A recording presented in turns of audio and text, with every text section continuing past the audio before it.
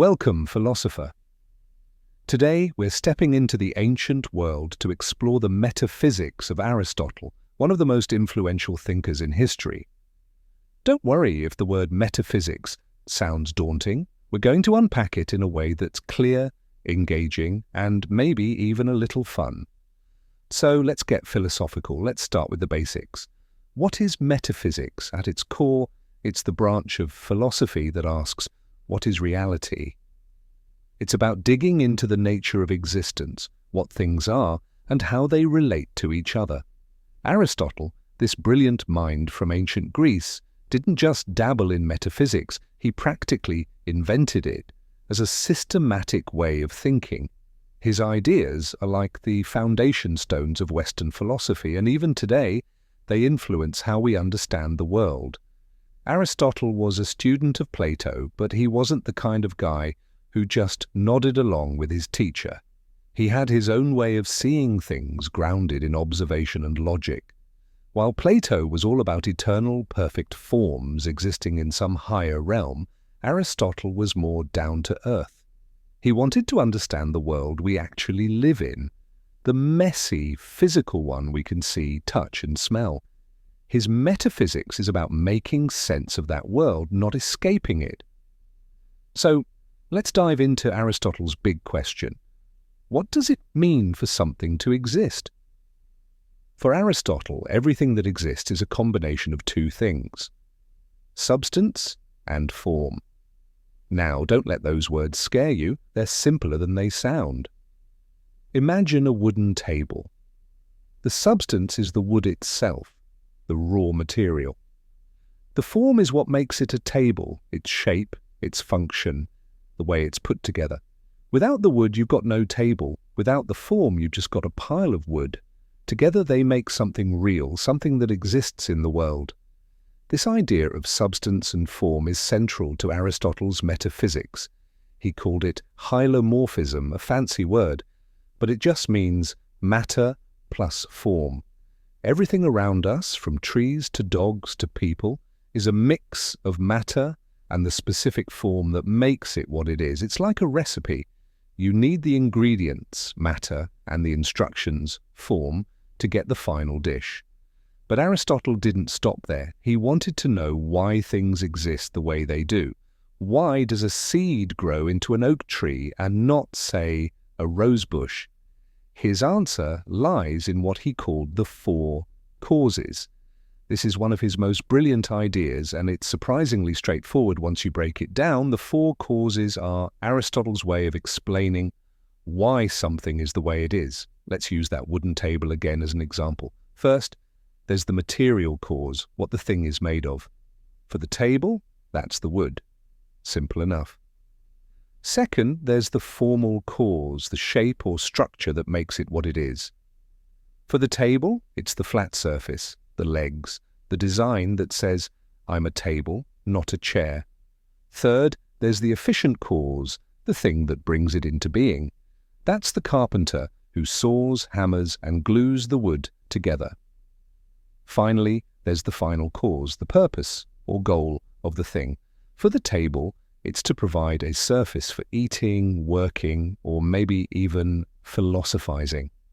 This final cause is huge for Aristotle because he thought everything in the world has a purpose, a reason for being.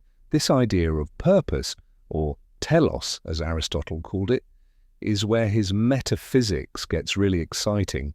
He believed that everything, plants, animals, humans, even the universe itself, has a built-in goal it's striving toward. An acorn's telos is to become an oak tree. A puppy's telos is to grow into a dog.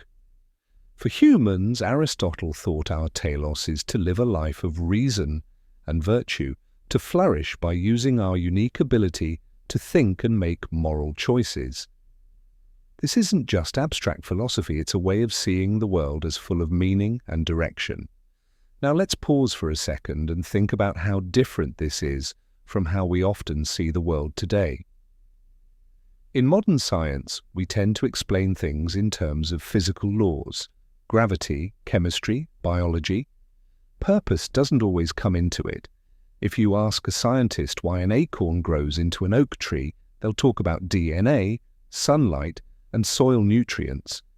Aristotle would agree that those things matter. They're part of the material cause. But he'd say there's more to it.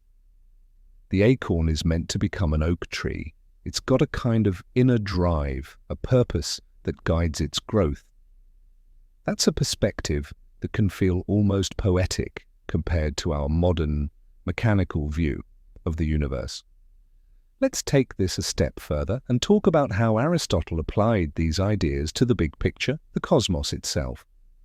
For Aristotle, the universe was a kind of giant, interconnected system. Everything in it, from the smallest pebble to the stars in the sky, was organized according to these principles of matter, form, and purpose.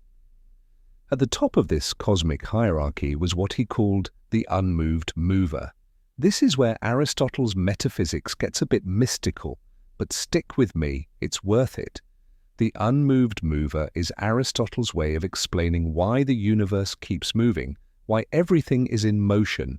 Planets orbit, seasons change, living things grow and die. But what keeps it all going? Aristotle said there has to be something that causes all this motion without being moved itself. Something eternal, perfect, and unchanging. He called it the unmoved mover, and he thought of it as pure thought, pure being. It doesn't move because it doesn't need to, it's already perfect.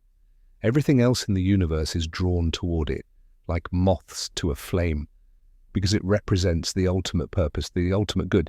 Now, if you're thinking, wait, is this God? You're not alone. A lot of people, especially later philosophers and theologians, saw Aristotle's unmoved mover as a kind of divine being. Aristotle himself didn't exactly call it God in the way we might think of it today, but he did see it as the ultimate source of everything. It's the reason the universe has order and purpose, the reason things keep striving toward their telos.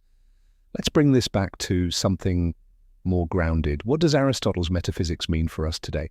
Well, think about how we live our lives. We're always chasing goals, getting a degree, building a career, starting a family, or even just trying to be a better person. Aristotle would say that's our telos at work. We're wired to seek purpose, to strive for something more. His ideas remind us to ask, what's my purpose? What am I striving for? And are those goals helping me flourish as a human being?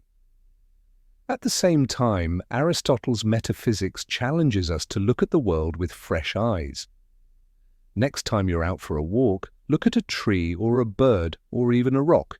Think about its matter, its form, its purpose.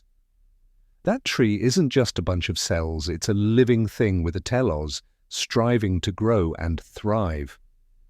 That perspective can make the world feel a little more alive, a little more meaningful. As we wrap up, let's think about what Aristotle's metaphysics invites us to do.